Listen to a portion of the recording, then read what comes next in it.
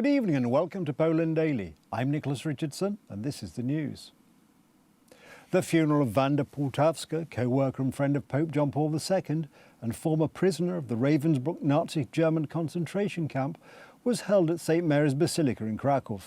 The ceremony was attended by Polish President Andrzej Duda.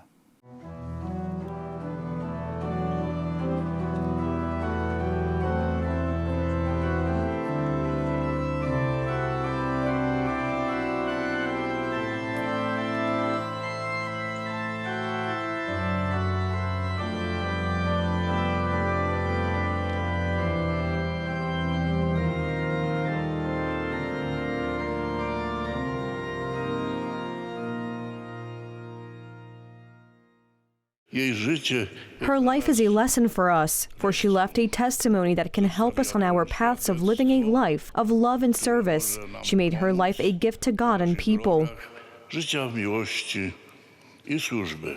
Wanda Pultawska, maiden name Wojtasik, was born on November 2, 1921. During World War II, she was arrested by the Gestapo for her underground activities, then interrogated and tortured. After a cruel investigation, she was sent to the German concentration camp Ravensbrück. She was one of 74 Polish women subjected to pseudo-medical operations there. In February, when she was less than 20 years old, she was arrested by the Germans and immediately in the famous Lublin Gestapo headquarters, under the clock subjected to a brutal investigation combined with torture, with the massacre of her body, soul and mind. Then the Lublin Castle, this monstrous place, in front of which to this day successive generations bow their heads as a place of execution of our compatriots, was her lot, from which, condemned to death, she was transported to the hell for women that was the German concentration and extermination camp Ravensbrück. It is impossible to describe what she went through there, along with 73 other girls and women from Poland. She was subjected to experiments by pseudo-German doctors. After World War II, Professor Wanda Pultawska ended up in Krakow, with which she later became connected for life. It was here that she met her husband, Professor Andrzej Pultawski, and became friends with Cardinal Karol Wojtyła. She was a titan of work. She slept 6 hours a day. It was impossible to meet her in a cafe, except with her grandchildren. She was helped by her late husband, an excellent philosopher, who died 3 years ago. This activity cost her a lot of effort, but her life proves that hard work is not in vain. We have no doubt that she will also meet with similar recognition in the eyes of the only just judge. The door of Mr. and Mrs. Pultawski's home always stood open. Through her apartment passed countless people seeking help in overcoming marital and family difficulties. Sometimes she received strangers. She carried out this dedicated activity almost until the last day of her life. She loved Poland and Poles, and I have no doubt that such a large presence of compatriots at her funeral gives her great joy in heaven. She was the organizer and head of the Institute of Family Theology and an expert and member of the Pontifical Academy for Life. She based her teaching on Christian anthropology. She defended the value of every person, especially human life, from conception to natural death. I had the opportunity to meet her personally. The doctor hosted meetings at our family ministry. She trained us. We are wholeheartedly with our professor, our master, our teacher, and rejoice with her as she celebrates in heaven. The late Professor Wanda Pultawska was buried in the parish cemetery in Kraków Salvator. All ceremonies were held with a military presence. I had the privilege of meeting and seeing Wanda Pultawska for the last time a few months ago, when we presented her with the 30th anniversary award of Gazeta Polska, and that's when we recorded her last message, especially to young people.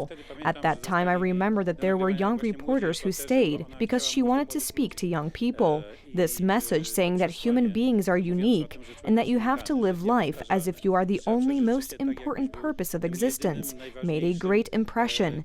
It is still quoted and repeated to this day, 102 years, and every year well lived. Rarely can anyone say that about their life. Każdy rok dobrze przeżyty, to jest, rzadko kto tak może o swoim życiu powiedzieć.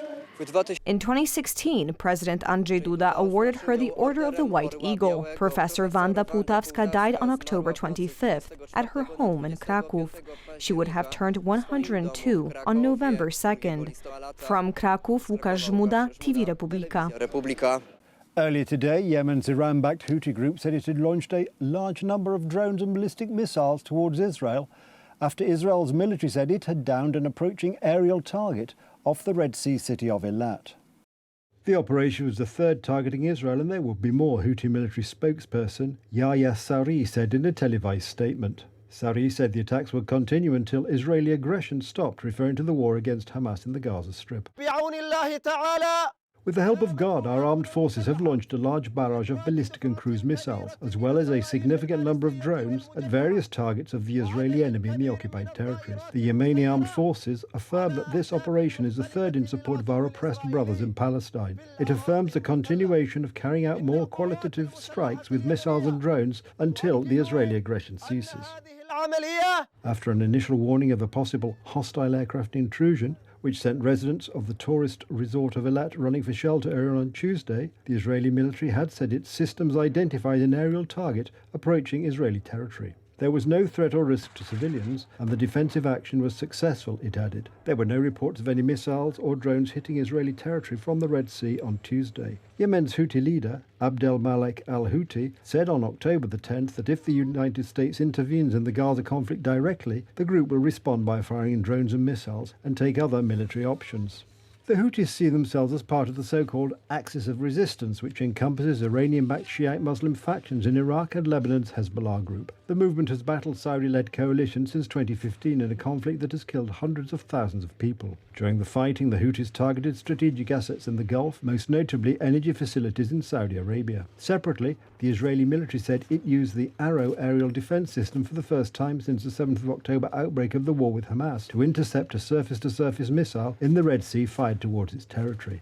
A spokesman told Reuters the two aerial incidents were separate. In the second incident, Israeli fighter jets intercepted other aerial targets, he added. Last week, Israel accused the Houthi movement of sending drones that caused explosions in two Egyptian towns on the Red Sea, saying that they were intended to strike Israel. The Pentagon said on the 19th of October, a US Navy warship intercepted 3 cruise missiles and several drones launched by the Houthi movement from Yemen, potentially towards Israel.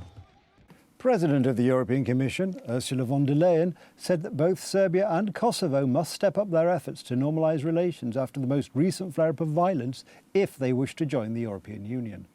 Von der Leyen's visit to Belgrade comes only days after the leaders of France, Germany and Italy called on Serbia to deliver on de facto recognition of Kosovo, which declared independence in 2008, but which Belgrade has continued to regard as its southern province. We need normalisation between Serbia and Kosovo. The violent attack of the 24th of September in North Kosovo is completely unacceptable. The perpetrators must be held accountable and brought to justice. This is absolutely crucial for both to engage and to go the path of normalisation. In this respect, it is important that Serbia should endorse the statute of the association community. Kosovo has to implement this statute, and in addition it is essential that Serbia begins the implementation of the existing agreements and does not lose time on this. Srbija je posvećena očuvanju mira I stabilnosti. Serbia is dedicated to upholding peace and stability. It is aware of its responsibilities and will carry them out in line with the agreement. For Serbia, it is evident what it cannot do against the Republic of Serbia's constitution. We have informed all of our partners about this, not once but many times, and this position of Serbia remains unchanged. We are aware of what the Republic of Serbia accepted, let me reiterate, and on what People's Assembly of the Republic of Serbia discussed, considered and came to a conclusion. As such, we will fulfill our own obligations with responsibility and seriousness, while also expecting others to fulfill obligations that they ought to have fulfilled over 11 years ago. I ozbiljno ćemo se ponašati. The move follows growing concerns over the possibility of an open conflict between Belgrade and Pristina following a recent flare-up of violence in predominantly Serb northern Kosovo. The rest of Kosovo is overwhelmingly ethnic Albanian. Earlier today, United States President Joe Biden and First Lady Jill Biden hosted Halloween at the White House. The White House was decorated with trees, pumpkins and flower bouquets for the event. Hundreds of children in costumes ranging from fairies to movie characters joined the first couple. This year the focus was on books, with the White House calling it a Hallow Read celebration, as the President and the First Lady handed out books and candy to trick-or-treaters. Halloween has been celebrated at the White House since the mid-20th century, according to the White House Historical Association. That's the news. Thank you for watching. Stay with us for the weather, Poland Daily Business and more programmes. But from me, it's have a good night and a better tomorrow.